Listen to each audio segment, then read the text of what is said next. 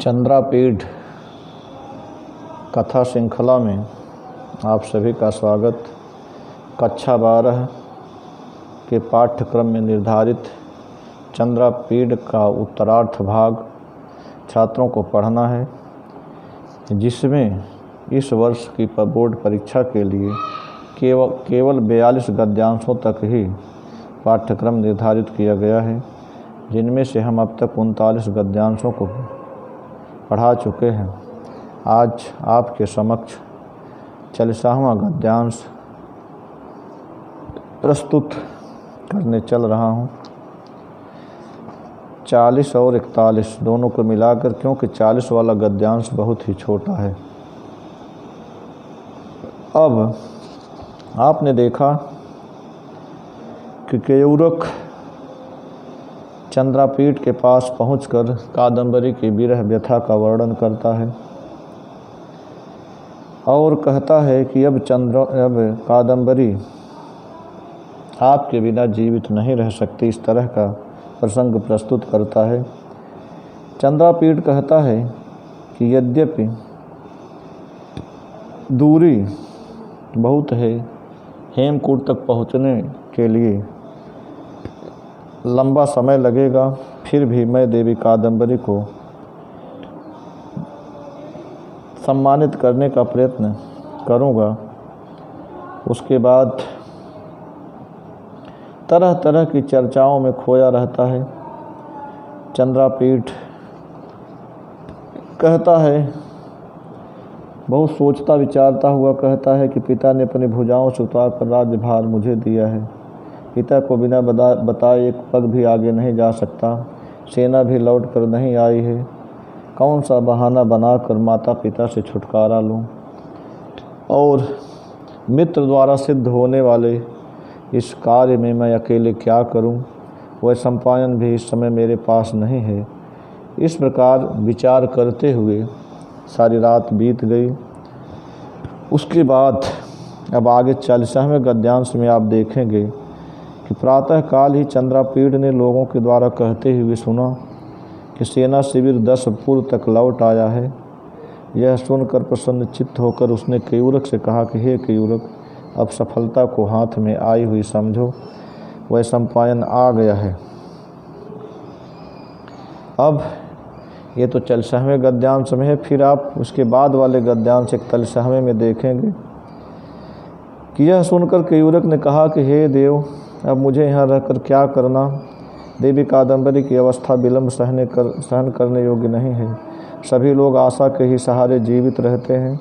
इसलिए आपके आने के उत्सव की सूचना देने के लिए इसी समय जाने के आदेश की कृपा चाहता हूँ। केयूरक के इस प्रकार निवेदन करने पर प्रसन्न होकर चंद्रापीठ ने कहा, बहुत अच्छा विचार किया। इस प्रकार के देश काल का ज्ञान और किसे हो सकता है? देवी कादंबरी के प्राणों की रक्षा के लिए जाओ। मेरे आने का विश्वास दिलाने के लिए तुम्हारे साथ ही पत्रलेखा भी देवी कादंबरी के पास जाएगी। ऐसा कहकर उसने मेघनाथ अपने सेनापति को बुलाकर आदेश दिया कि मेघनाथ, मैंने तुम्हें जिस स्थान पर पत्रलेखा को लेने के लिए भेजा था, ठहराया था, तुम वहाँ तक पत्रलेखा को लेकर केयूरक के साथ आगे आगे चलो। मैं भी तुम्हारे पीछे ही वह सम्पायन को देखकर घोड़े पर सवार होकर आता हूँ। आप इन दोनों गद्यांशों को देखें। प्रातरेव किंवदंती शुश्राव यथा किल 10 पुरम यावत् परागतः स्कंधावारः इति ताम च श्रुत्वा प्रहिष्टचेता केयूरकम् अब्रवीत् केयूरक करतलवर्तनीं सिद्धिम अवधारय प्राप्तः वै सम्पायनः इति। कहता है कि प्रातरेव किंवदंती शुश्राव, जब चंद्रापीठ तरह तरह के विचार में खोया हुआ रात को व्यतीत कर देता है, तो प्रातः काल ही चंद्रापीठ ने एक किंवदंती सुनी, लोगों के द्वारा कहते हुए सुना कि यथा कि किल 10 पुरम यावत् परागतः स्कंधावारः, सेना शिविर 10 पुर तक लौट आया है। उसने सुना कि लोगों को कहते हुए कि सेना शिविर 10 पुर तक लौट आया है। ताम च श्रुत्वा प्रहिष्ट चेता, इस बात को सुनकर प्रसन्न चित्त चंद्रापीड केयूरकम अब्रवीत, केयूरक से बोला, केयूरक हे केयूरक, कर्तव्यवर्तनीम सिद्धिम अवधारे, सफलता को हाथ में आई हुई समझो। प्राप्त वैशंपायन, वैशंपायन आ गया है। अब इसके बाद आप देखें, इसी समय आप अगला गद्यांश पढ़ करके तब आगे दोनों गद्यांशों का प्रश्नोत्तर मैं कराऊंगा। पहले आप अब अगला गद्यांश देख। स तु तदाकर्ण देव किम अपरम मया अत्र स्थितेन साधनीयम अकालक्षमा देव्याः कादम्बर्याः शरीरावस्था सर्वो ही प्रत्याशया धार्यते। यह जो है सूक्ति है, सर्वो ही प्रत्याशया धार्यते, सभी लोग आशा के सहारे ही जीवन धारण करते हैं। इति तत् देवागमनोत्सवम् आवेदयितुम् इदानीमेव गमनानुज्ञया प्रसादं क्रियमाणम् इच्छामि इति व्यजिज्ञपत्।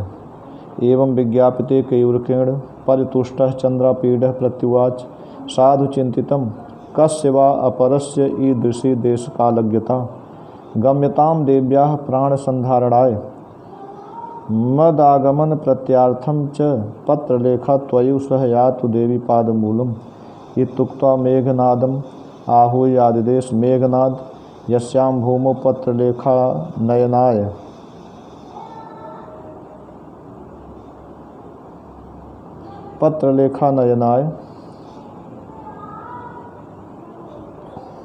पूर्वं मया त्वं स्थापितः ताम भूमिं यावत् पत्रलेखाम् आदाय केयूरकेण सह अग्रतः गच्छ। अहमपि वैशंपायनम् आलोक्य अनुपदमेव ते तुरंगमयि परागतोऽस्मि इति। अब आप पहले गद्यांश से संबंधित कठिन शब्दों को देख लें। सा तू माने वह, तद आकर्ण यह सुनकर, किम अपरम क्या दूसरा, अत्र स्थितेन यहाँ रहने वाले, साधनीयम करने योग्य है, अकालक्षमा समय के विलंब को न सहन कर सकने वाली, शरीरावस्था शरीर की दशा, प्रत्याशया आशा के सहारे, देवागमनोत्सवम देव के आने के हर्ष को, आवेदयितुम कहने के लिए, इदानीमेव इसी समय, गमनानुज्ञया जाने के आदेश से, व्यज्ञपत निवेदन किया, परितुष्ट प्रसन्न, साधु चिंतितम अच्छा सोचा, अपरस्य दूसरे को, ईदृशी ऐसी देश कालज्ञता देश और काल का ज्ञान, प्राण संधारणाय प्राणों की रक्षा के लिए, मदागमन प्रत्यार्थम मेरे आने का विश्वास दिलाने के लिए, देवी पादमूलम देवी कादम्बरी के चरणों में आहूय बुला कर आदिदेश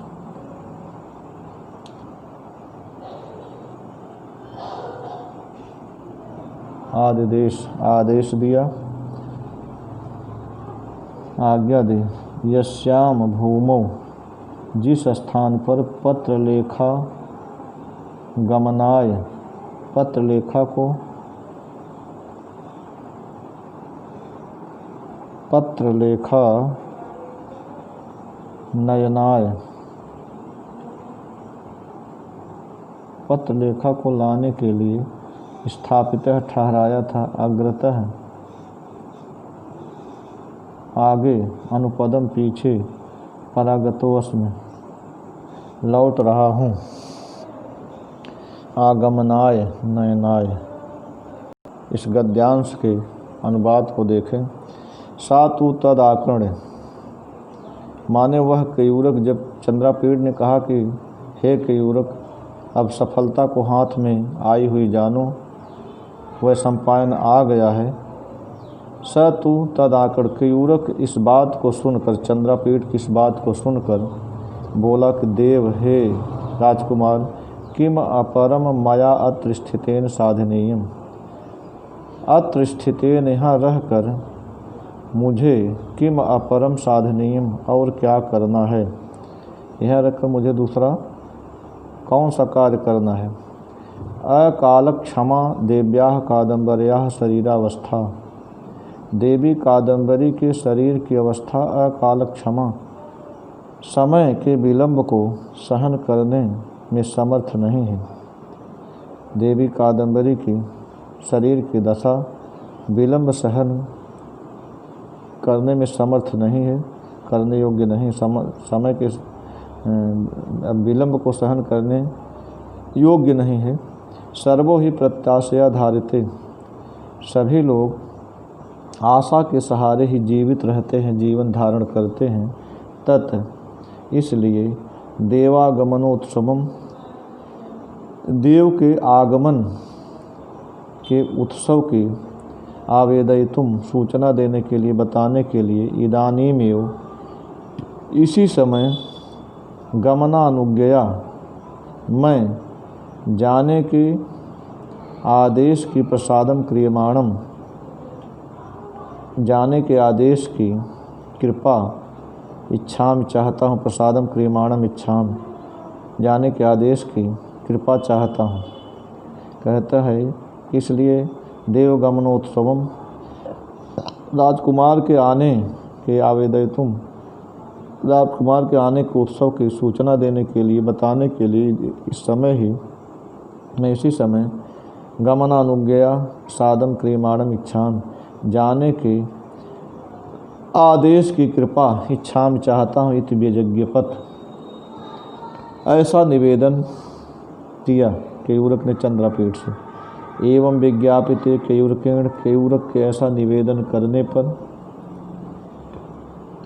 केयूरक के ऐसा निवेदन करने पर, परितुष्टः प्रसन्न चित्त चंद्रापीड प्रत्युवाच, चंद्रापीड बोला, साधु चिंतितम, तुमने अच्छा सोचा, अच्छा विचार किया। कस्य वा अपरस्य ईदृशी देश कालज्ञता, इस प्रकार के देश और काल का ज्ञान दूसरे किसे हो सकता है। इस प्रकार के देश कालज्ञता, देश और काल का ज्ञान, अपरस्य कस्य वा, दूसरे किसको हो सकता है।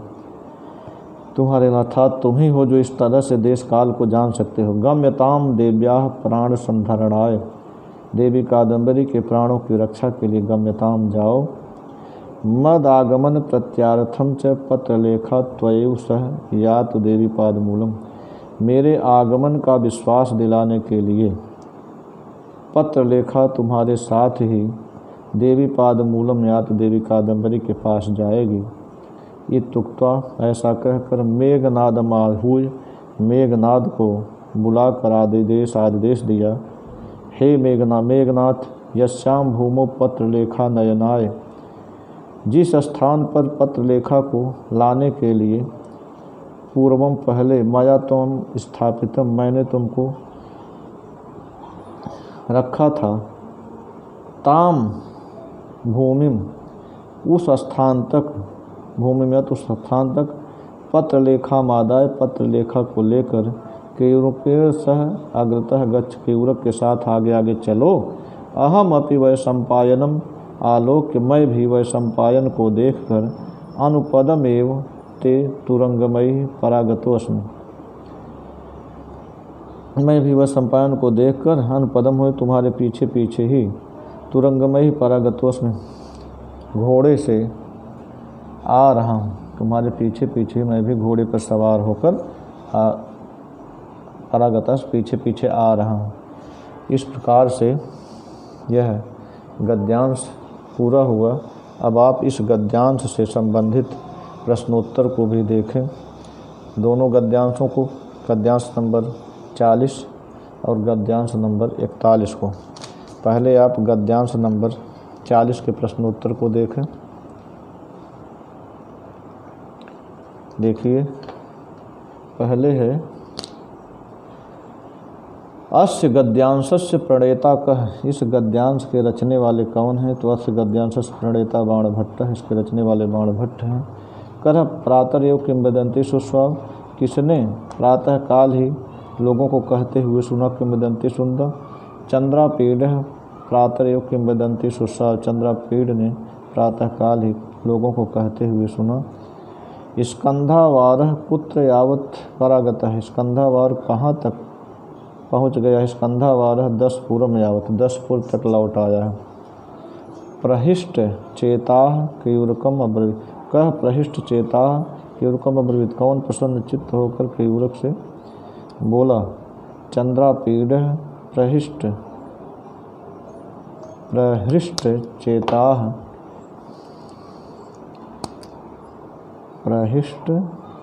प्रहिष्ट चेताः केयूरकम अब्रवीत। केयूरक से बोला। और एक शब्द का अर्थ आप देखें, करतल वर्तनीम का अर्थ है हथेली पर आई हुई, हथेली पर आई हुई। अब आप इसी के साथ अगले गद्यांश का भी प्रश्नोत्तर जो परीक्षा में पूछा जा सकता है उसको देख लें। यहाँ देखें, उपर्युक्त गद्यांश किस पुस्तक से उद्धृत है? किस पुस्तक से? चंद्रापीड़ कथा से। कस्याह, अगर आए कि उपर्युक्त गद्यांश किस मूल ग्रंथ से उद्धृत है तब आपको कादम्बरी लिखना होगा। अब यहाँ देखें फिर, कस्याह शरीरावस्था अकालक्षमा आसीत।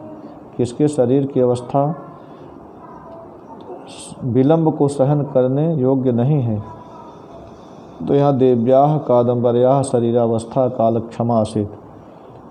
किसके शरीर की अवस्था विलंब को सहन करने योग्य नहीं थी? तो यहाँ देवी कादम्बरी के शरीर की अवस्था विलंब सहन करने के योग्य नहीं थी। कह प्रत्याशया धार्यते। कौन आशा के सहारे जीवन धारण करते हैं? सर्वः प्रत्याशया धार्यते। सभी लोग आशा के सहारे जीवित रहते हैं, जीवन धारण करते हैं। कह साधु चिंतितम। कौन साधु चिंतितम? अच्छा सोचा, अच्छा विचार किया। केयूरक साधु चिंतितम। केयूरक अच्छा विचार किया, अच्छा सोचा। कस्याः प्राण संधारणाय गम्यताम। किसके प्राणों की रक्षा के लिए जाओ? देव्याः कादम्बर्याः प्राण संधारणाय गम्यताम। देवी कादम्बरी के प्राणों की रक्षा के लिए गम्यताम जाओ। अब इस गद्यांश से संबंधित कठिन जो शब्द हैं, अकालक्षमा, समय के विलंब को सहन, समय के विलंब को सहन करने वाली। अकालक्षम, समय के विलंब को न सहन करने वाले। प्रत्याशया, आशा के सहारे। गमनानुज्ञया, जाने के आदेश से। देश कालज्ञता, देश और काल का ज्ञान। प्राण संधारणाय, प्राण संधारणाय प्राणों की रक्षा के लिए। अनुपदमेव, पीछे ही, पीछे पीछे ही। इस प्रकार से आपका ये 41वां गद्यांश भी पूरा हुआ। 40 और 41 आज के वीडियो में दोनों गद्यांश एक साथ पढ़ाए गए हैं। परीक्षा के लिए अब केवल एक गद्यांश जो महत्वपूर्ण है, बोर्ड की परीक्षा में अनेक बार पूछा गया है, वही बचा है। उसको मैं अगले वीडियो में आपके समक्ष प्रस्तुत करूँगा। आज यहीं तक, धन्यवाद।